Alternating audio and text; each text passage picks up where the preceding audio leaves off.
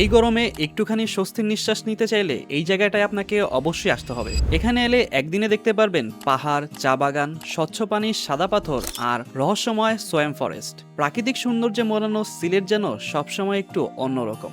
সকালে চা বাগান এক্সপ্লোর, দুপুরে সাদা পাথরের ঠান্ডা পানিতে গোসল আর বিকেলে রাতারগুল সোয়াম ফরেস্ট অভিযান। পুরো ভিডিও জুড়েই থাকছে কমপ্লিট গাইডলাইন, তাই ভিডিওটি হারিয়ে যাওয়ার আগেই এখনই সেভ করে রাখুন।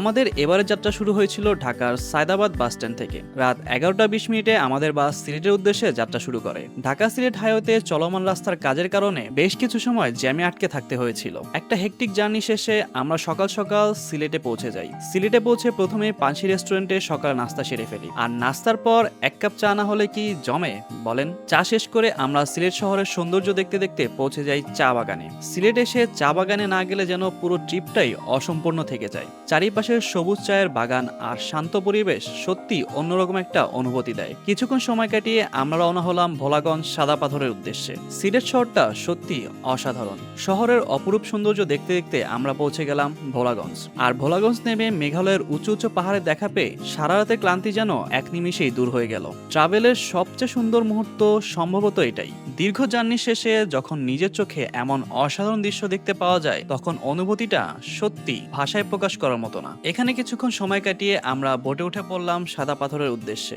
সাদা পাথরে যেতে 5 থেকে 10 মিনিটের একটা ছোট্ট বোট রাইড আছে। আর এই বোট রাইডটাও ছিল ভীষণ সুন্দর। স্বচ্ছ পানিতে মেঘালয়ের পাহাড়ের প্রতিচ্ছবি দেখতে দেখতে আমরা পৌঁছে গেলাম সাদা পাথর। তানিম ভাই কেমন লাগতেছে? অনেক জোস ভাই, যে একটা হেক্টিক জার্নি ছিল এটা দেখে পুরাই পয়সা উসুল একটা view pi. We enjoyed a lot here. আমরা এখানে প্রায় 1 ঘন্টার মতো গোসল করেছি।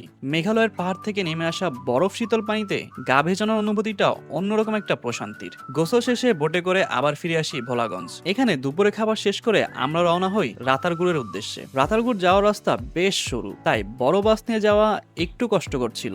তবে সব চড়াই উৎরাই পেরিয়ে অবশেষে পৌঁছে গেলাম রাতারগুল সোয়াম ফরেস্টে।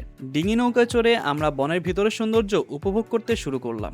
জায়গাটা আপনাকে অনেকটা সুন্দরবনের ভাইব দিবে। পুরো বন জুড়ে গাছপালা হাঁটু সমান পানিতে ডুবে আছে, আর এটাই রাতারগুলের আসল সৌন্দর্য। প্রায় 30 থেকে 40 মিনিট সময় কাটিয়ে আমরা ফিরে আসি অ্যান্ড তারপর আমরা সিলেট শহরে চলে আসি। সিলেট শহরটা একটু এক্সপ্লোর করে রাতের খাবারের জন্য আবারও চলে আসি পানসি রেস্টুরেন্টে। আমরা জনপ্রতি 1400 টাকায় এই ট্রিপে গিয়েছিলাম একটা ট্রাভেল গ্রুপের সাথে, যার মধ্যে যাওয়া আসা এবং সকাল ও দুপুরে খাবার অন্তর্ভুক্ত ছিল। তবে রাতের খাবারটা আমাদের নিজেদের খরচে করতে হয়েছে। আজকের ভিডিওটি এই পর্যন্তই।